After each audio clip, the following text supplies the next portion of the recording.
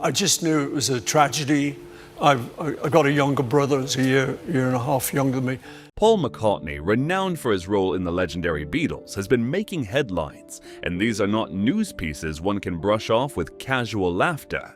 The tragic loss of his mother to cancer when he was just 14 years old marked the beginning of a series of personal heartbreaks that would shape his life, career, and relationships. While Paul's journey from a young boy in Liverpool to a celebrated musician is well documented, lesser known are the profound personal tragedies that have both influenced his music and defined his personal life. As we delve deeper into the life of this music icon, we uncover how these experiences shaped his career, his friendships, and his view on life. Before Paul McCartney became a household name, he was just a boy growing up in Liverpool, England. Born on June 18, 1942, to Jim and Mary McCartney, Paul's early years were marked by the hard-working ethos of his parents. Though they didn't have much money, Jim and Mary worked tirelessly to provide a better life for their family. Jim sold cotton before the war, later contributing to the war effort by making parts for the military in a factory and volunteering as a firefighter. After the war, he returned to his old job but found that it no longer paid as well as it once did. Fortunately, Mary's work as a midwife brought in a stable income, allowing the family to live modestly yet comfortably. They moved to a new home in a neighborhood called Speke, where Paul and his younger brother Mike grew up. The McCartneys' new home was filled with music. Paul's father, Jim, was a talented musician who played piano and trumpet in a jazz band during the 1920s. He passed his love of music to his children, encouraging them to learn instruments and often playing music in the house. The upright piano in the front room became a fixture in Paul's life, although he learned more by ear than through formal lessons. Music was clearly in his blood, and it seemed Paul was destined for greatness from a young age. Paul attended Stockton Wood Road Primary School in Speke from 1947 to 1949. However, due to overcrowding, he transferred to Joseph Williams Junior High in Belle Vale. His academic prowess was evident early on. In 1953, he excelled in the 11+ exam, a standardized test used to determine school placement. Only 3 out of 90 students passed, and Paul was one of them, which allowed him to attend the prestigious Liverpool Institute, a school known for its higher academic standards compared to regular secondary schools.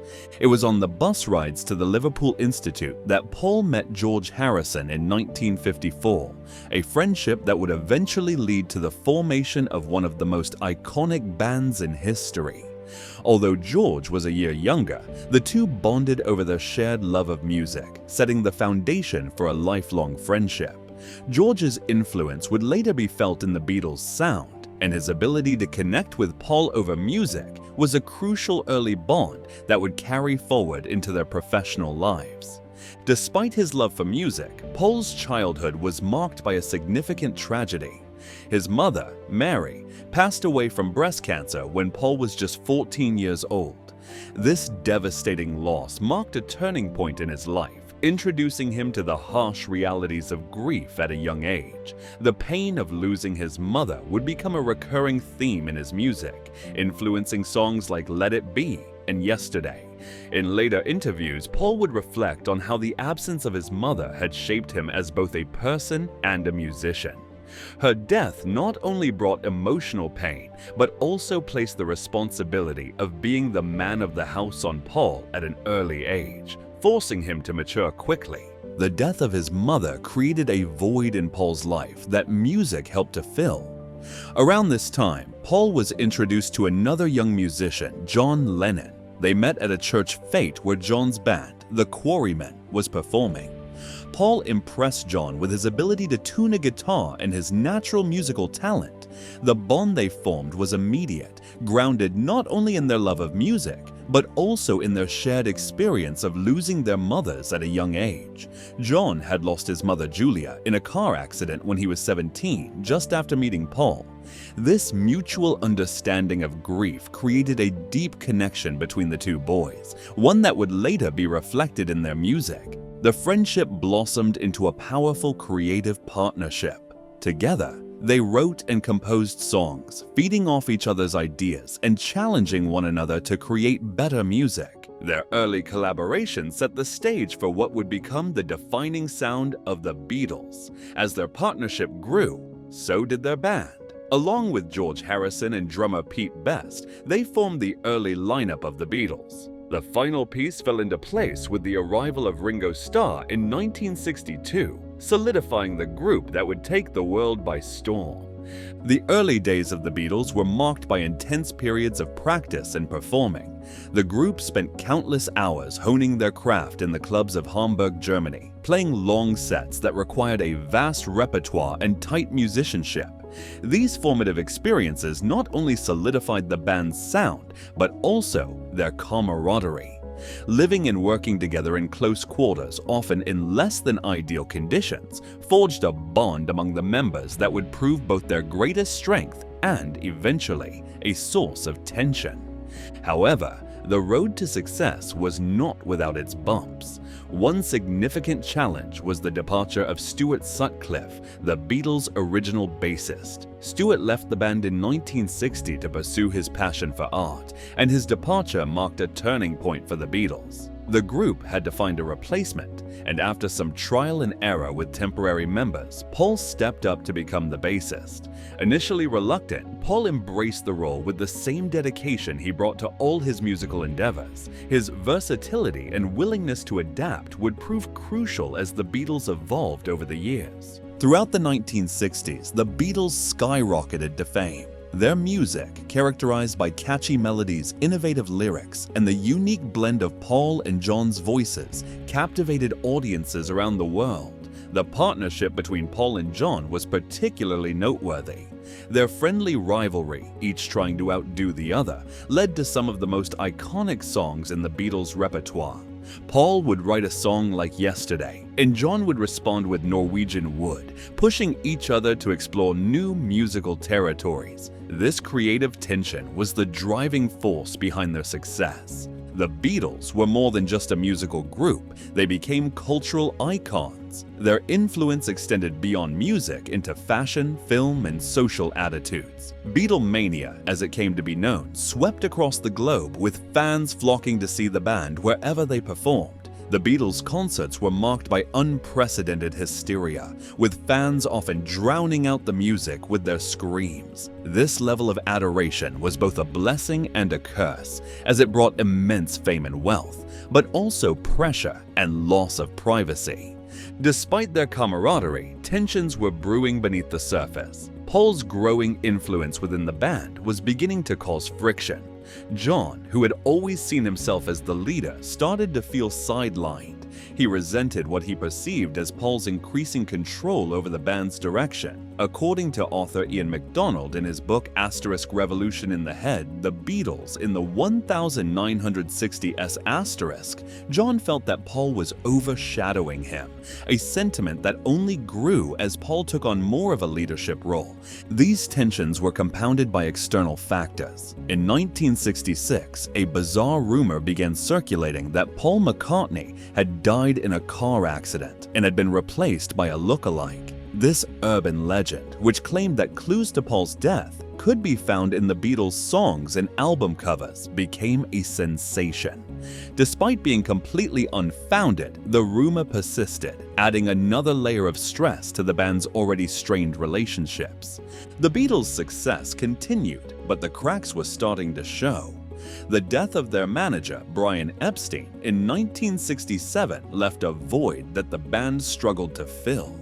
Brian had been the glue that held them together, and without his guidance, the band's internal disagreements became more pronounced. Each member began to pursue their own interests, both personally and professionally, leading to further fragmentation. The Beatles' breakup was not a sudden event, but a gradual process marked by growing differences and disagreements. By 1969, the band members were living increasingly separate lives, both physically and emotionally. John was deeply involved with Yoko Ono, and George was exploring Eastern spirituality. Paul, meanwhile, was trying to keep the band together, but the tensions were too deep. The final blow came when John announced he was leaving the band, a decision that shocked Paul even though he had sensed it coming. In April 1970, Paul officially announced the Beatles' breakup. The news sent shockwaves through the music world, leaving fans devastated. For Paul, the breakup was not just the end of a band, it was the end of an era. The Beatles had been his life, and without them, he felt lost. He fell into a deep depression, struggling to find his place in a world where he was no longer part of the most famous band in history. During this dark period, Paul found solace in his relationship with Linda Eastman, whom he had married in 1969. Linda was a source of strength and support, encouraging Paul to continue writing and making music. She helped him see that his career could continue even without the Beatles. Inspired by her love and encouragement, Paul began working on new material, leading to the release of his first solo album, McCartney in 1970. The album was a success, reaching #1 on the US charts. It marked the beginning of a new chapter in Paul's career, proving that he could succeed as a solo artist. With Linda by his side, Paul continued to create music, forming the band Wings and embarking on a series of tours that would establish him as one of the leading figures in rock music. Paul McCartney's post-Beatles career was marked by experimentation and reinvention. In 1971, he released his second solo album, *Ram*, which featured Linda as a co-writer and vocalist. The album was well received, with the song Uncle Albert Admiral Halsey becoming a hit. Later that year, Paul formed Wings with Linda and guitarist Denny Laine. Despite initial skepticism from critics, Wings quickly found success. Their first major hit, My Love, topped the US charts, and the band's second album, *Red Rose Speedway*, reached #1. Wings' popularity soared throughout the 1970s, with albums like *Band on the Run*, *Venus*, and Mars*, and *Wings at the Speed of Sound*, solidifying their place in rock history. *Band on the Run*, in particular, was a standout success. The album, recorded under challenging circumstances in Lagos, Nigeria, became one of the best-selling albums of the decade. It earned critical acclaim and commercial success, with hits like Jet and the title track becoming radio staples. Wings embarked on several successful tours, including the *Wings Over the World* tour, which took them to the UK, Australia, Europe, and the United States. These tours allowed Paul to connect with fans in a new way, performing Beatles hits alongside his new material. The live album *Wings Over America* captured the energy of these performances and topped the US charts. The success of *Band on the Run* was not achieved without significant hurdles. During the album's recording in Nigeria, the band faced numerous challenges, including the departure of 2 members just before the sessions began. Paul and Linda, along with Denny Laine, found themselves in a strange and sometimes hostile environment. They were robbed at knife point, losing demos and equipment. Despite these adversities, the album's creation was a testament to Paul's resilience and commitment to his art. The success of *Band on the Run* was not only a commercial triumph, but also a personal victory for Paul, reaffirming his place in the music world. Throughout the 1970s and 1980s, Paul continued to innovate and collaborate. His work with producer George Martin, who had been a pivotal figure in the Beatles' success, continued into his solo career. Songs like Live and Let Die, the theme for the James Bond film of the same name, showcased Paul's ability to blend rock and orchestral elements, creating a sound that was both fresh and familiar. The song became a major hit and remains a staple of Paul's live performances. Paul's collaboration extended beyond traditional rock. He worked with artists from various genres, including Stevie Wonder and Michael Jackson. His duet with Stevie Wonder, Ebony and Ivory, was a call for racial harmony that topped the charts. His work with Michael Jackson, including the hit Say Say Say, demonstrated Paul's ability to stay relevant and appeal to new generations of music lovers. Despite the success of his solo career, Paul's relationship with John Lennon remained a central, unresolved aspect of his life.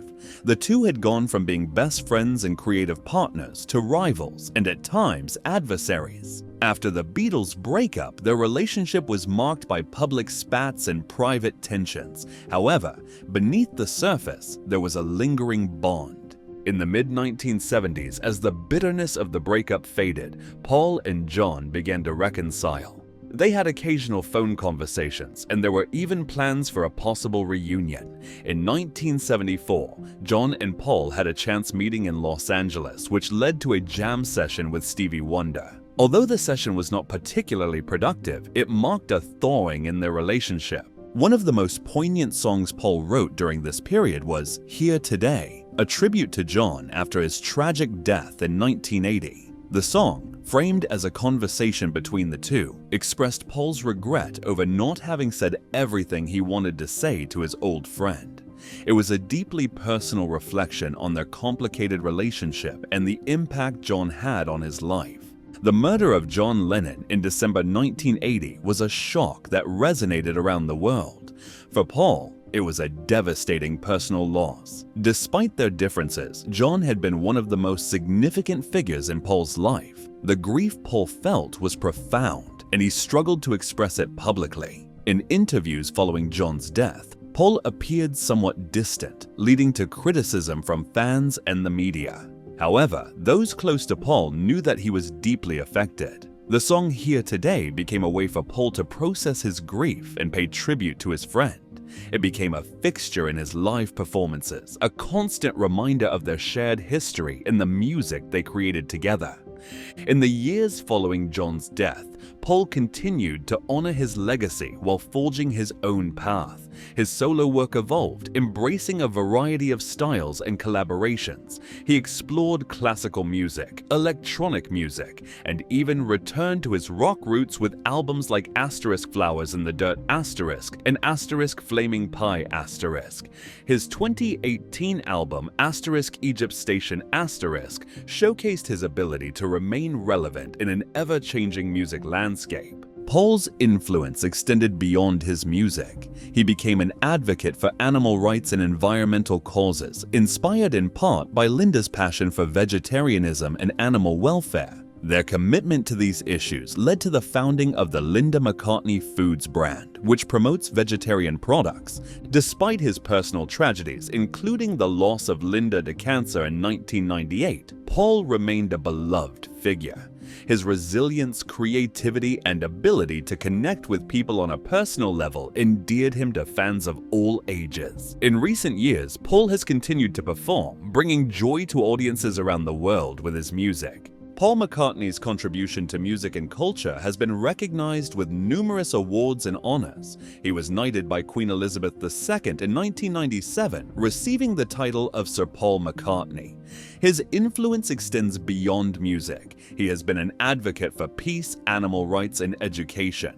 His involvement in charitable causes reflects his belief in using his platform to make a positive difference in the world. The legacy of Paul McCartney is not only in the songs he has written and performed, but also in the countless artists he has inspired. Musicians across genres and generations cite Paul as a significant influence, and his work continues to be studied, covered, and celebrated. His ability to blend catchy melodies with profound lyrics, his versatility across different musical styles, and his commitment to his craft have made him a role model for aspiring musicians. Paul McCartney's life has been marked by both extraordinary success and profound personal loss. From the death of his mother at a young age to the breakup of the Beatles and the loss of his beloved wife, Linda, Paul has faced more than his share of heartbreak.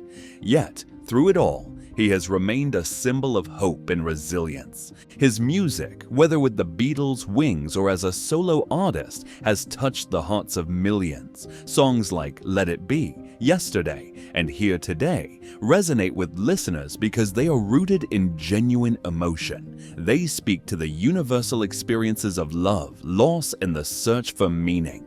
As Paul continues to perform and create, his legacy grows. He stands as a testament to the power of music to heal, inspire, and bring people together. Through his songs, Paul McCartney has shared his joys and sorrows, inviting us to join him on a journey that, despite its ups and downs, is ultimately about the enduring power of love and the human spirit. Even as he enters his 80s, Paul McCartney shows no signs of slowing down. He continues to tour, write, and record new music. His recent projects include collaborations with younger artists, demonstrating his openness to new influences and his desire to stay connected with the evolving music scene. Paul's willingness to experiment and his passion for music keep him relevant even as the landscape of popular music changes. Paul has also embraced the digital age, engaging with fans through social media and streaming platforms. He understands the importance of connecting with new generations of listeners and uses these tools to share his music and his message. His presence on social media allows fans a glimpse into his life, both personal and professional, fostering a sense of closeness and community. Paul McCartney's influence extends beyond his music. His life story, marked by resilience in the face of adversity, serves as an inspiration to many. He has shown that it is possible to face profound personal loss and still achieve greatness. His commitment to his craft, his willingness to take risks, and his dedication to using his platform for good are lessons that resonate with fans and artists alike. His work with educational initiatives, his support for music education, and his involvement in various charitable causes demonstrate his belief in the importance of giving back. Paul's legacy is not only in the songs he has written, but in the impact he has had on the world through his actions and his example. As we reflect on the life and career of Paul McCartney, we see a man who has navigated the complexities of fame with grace and humility.